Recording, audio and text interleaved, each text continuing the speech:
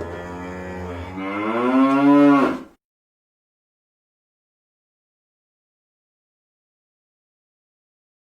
everybody, it's Dory Hunt here with my husband Jake.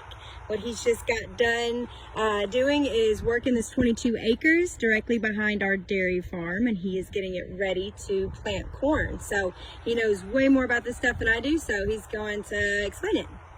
What we're working on today is seed bed prep. So 2 weeks ago, all the manure was cleaned out of the pack barn where all the dairy cattle are, was spread evenly throughout this field, and we spread some urea this morning, which is the corn nitrogen, and we're really wanting to mix all this stuff in. We want a good even seed bed.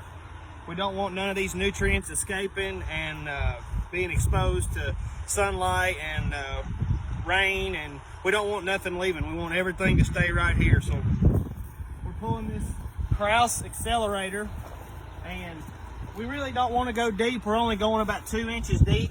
You can tell this front disc is going about 2 inches. We're pulling this thing about 9.5 miles an hour, so that's going to give us a good steady flow.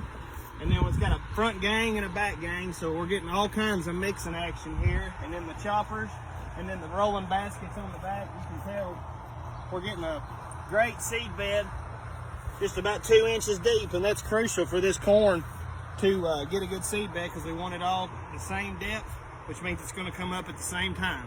So with these good soil conditions, great moisture, we ought to see corn up in 4 to 5 days.